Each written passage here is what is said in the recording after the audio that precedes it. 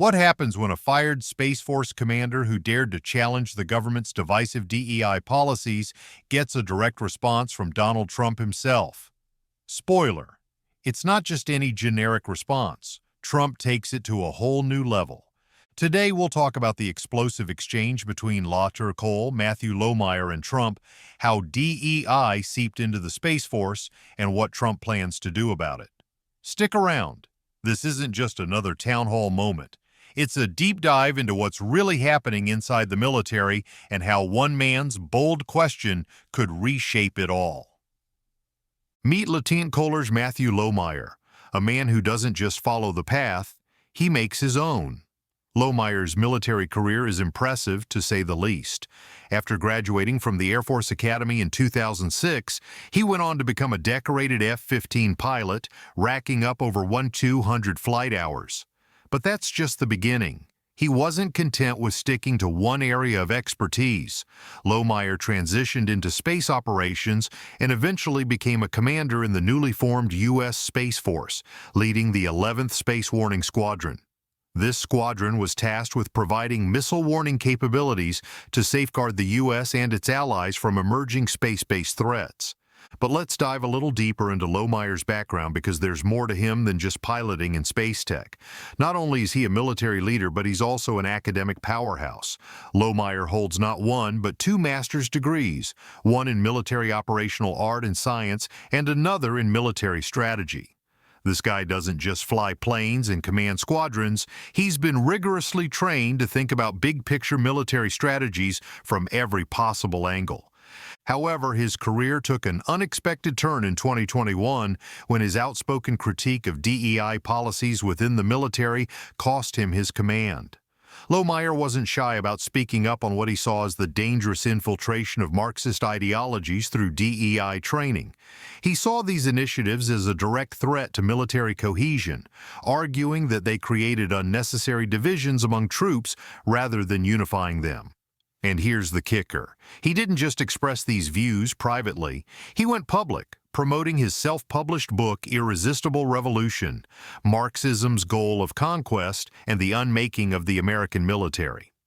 Lohmeier's stance against DEI didn't sit well with the military's upper brass, especially under the Biden administration, which had doubled down on DEI initiatives across all sectors of the government, including the military. After appearing on a conservative podcast to discuss his concerns, Lieutenant General Stephen Whiting, the commander of Space Operations Command, relieved Lohmeier of his post, citing a loss of trust and confidence in his ability to lead. But Lohmeier didn't back down. He doubled down, insisting that the U.S. military's focus on identity politics was eroding its ability to function effectively.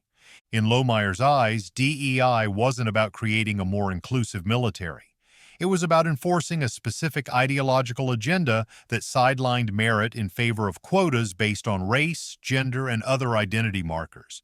He likened the spread of DEI to a Marxist infiltration, where the focus shifted from the best person for the job to checking off diversity boxes. For someone who had built his career on competence and merit, this was a step in the wrong direction. His firing ignited a firestorm of debate, with conservatives rallying around him as a hero who dared to speak out against woke policies infecting the armed forces. Lohmeier's book quickly became a bestseller in military policy circles, and he continued to speak out, framing his removal from command as part of a larger cultural battle taking place within the U.S. military and beyond. So this guy isn't just some loser who lives in his parents' basement. He's a highly educated, battle-tested military leader who has stood on the front lines of America's defense, both in the skies and in space.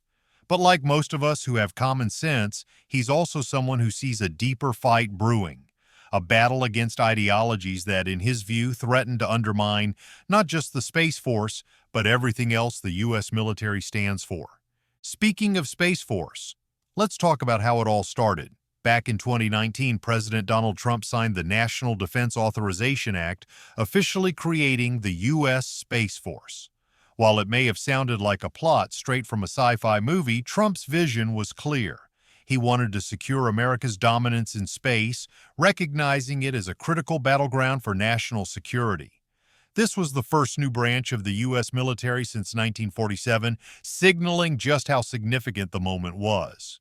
At its core, Space Force's mission is to protect U.S. interests in space, and believe me, those interests are substantial.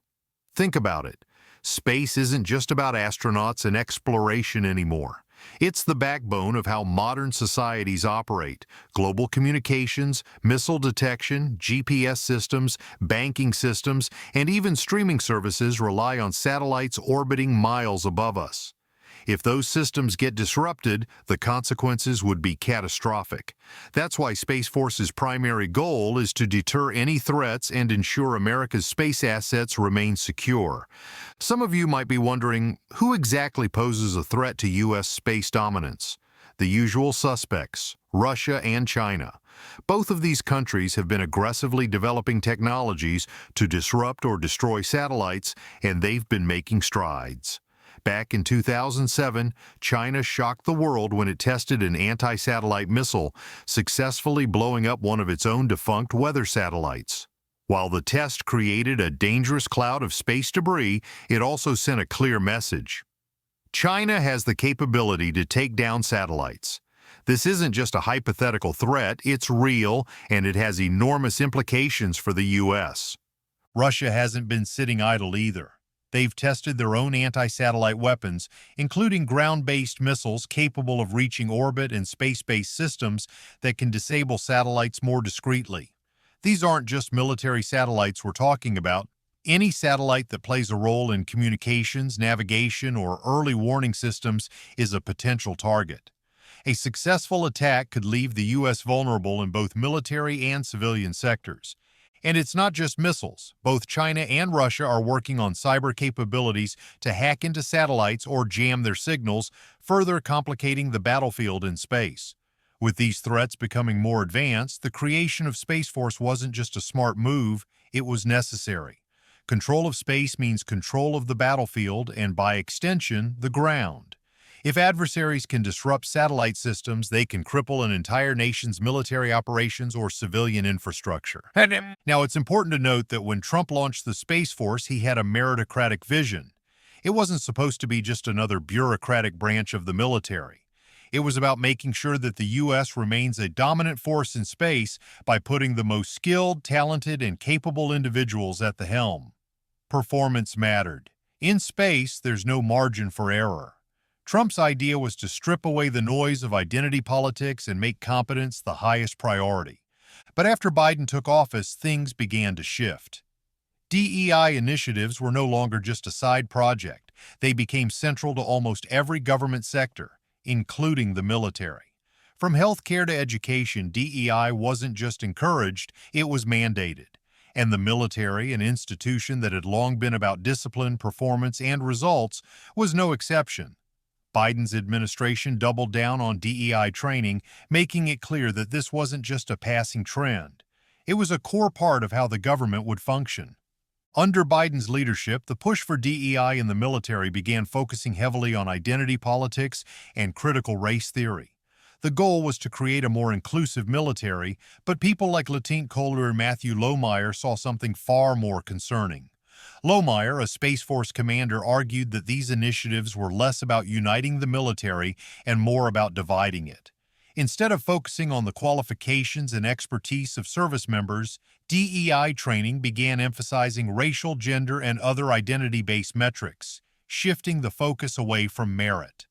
Lohmeier was vocal about his concerns, seeing this shift as a dangerous ideological drift that could undermine the very foundation of military readiness. Lohmeier's concerns weren't just theoretical. DEI training in the military began incorporating elements of critical race theory, a Marxist framework that examines social, economic, and legal inequalities through the lens of race and identity. CRT is evil, and its application in the military is out of place. The military is supposed to be about teamwork, discipline, and mission readiness, not about highlighting divisions based on race or gender. The introduction of CRT-based training only heightens those divisions, creating an atmosphere where identity becomes more important than capability. This new direction clashed with Trump's original vision for the Space Force and the military as a whole. Trump had emphasized qualifications and results above all else, making it clear that the best person for the job should get the role, regardless of their background. But under the new DEI push, the emphasis shifted. It wasn't just about who could perform the best, it was about ensuring diversity quotas were met. Promotions and assignments began to take into account factors beyond merit, like race and gender, which some argued diluted the effectiveness of the military. To people like Lohmeier, this was the wrong direction. What really made the situation explosive was how quickly these DEI initiatives were embraced across all branches of the military. The focus on inclusivity, while well-intentioned, raised concerns among many service members who believed the core mission of the military, defending the nation, was being sidelined for the sake of optics. While diversity and inclusivity are important, critics like Lohmeier felt that they should not come at the expense of military effectiveness. In a field as critical as space defense, where split-second decisions and technical expertise can make all the difference, there should be no room for identity politics. That was Lieutenant Colonel Matthew Lohmeier's belief, and it all came to a head during a now viral moment at a town hall with Donald Trump. Lohmeier, fresh from being dismissed for speaking out against the Biden administration's DEI policies in the military, seized the opportunity to ask Trump a direct question. How, he asked, would Trump address the growing DEI problem in the armed forces if he returned to the White House? Trump's response? Absolutely classic Trump, quick, decisive, and laced with a promise that would resonate with many who shared Lohmeier's concerns. Trump didn't just agree with Lohmeier's assessment of DEI, he took it a step further. One last question. So our last question... Make this a good one. Our last one comes from Matthew. Matthew? He was an F-15 pilot. I won't hold that against you.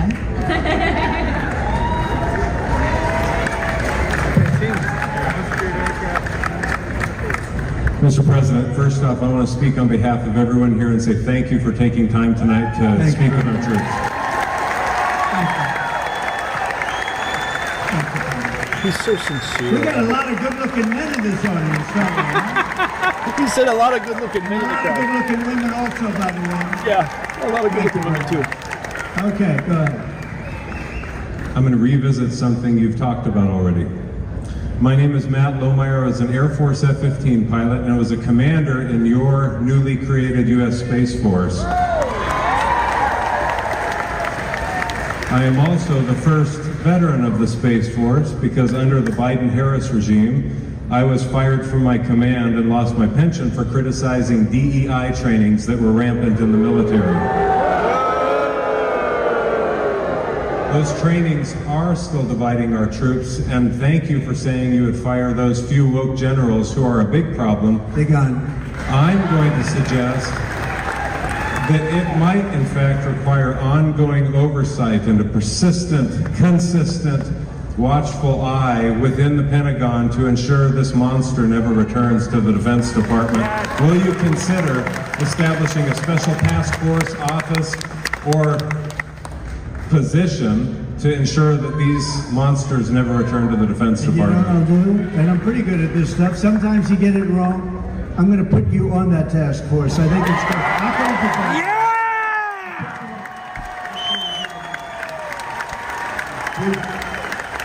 Have your approval? Yes, sir. Have your approval? We're not going to get better than him. Yeah! You're right about it. You're right. And thank you. So Trump promised to create an anti-woke task force to monitor these ideologies within the military and even offered Lohmeier a spot at the helm. That wasn't just a throwaway campaign promise. He recognized Lohmeier as someone who understood the stakes and had the courage to speak out, even at the cost of his career. By appointing him to lead this anti-woke task force, Trump sent a clear message. Meritocracy would once again be the cornerstone of the U.S. military. This move struck a chord with many military veterans and service members who felt that DEI initiatives were being forced down their throats at the expense of readiness and effectiveness. The message was simple. America needs to stay strong, and that requires having the most qualified people in charge, regardless of any identity markers. Trump's response was a return to the foundational principles of the military: excellence, capability, and results. This exchange really shows the bigger cultural clash happening both in the military and across the country.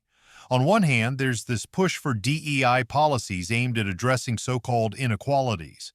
But let's be real, these are just Marxist ideas repackaged in a slightly different way.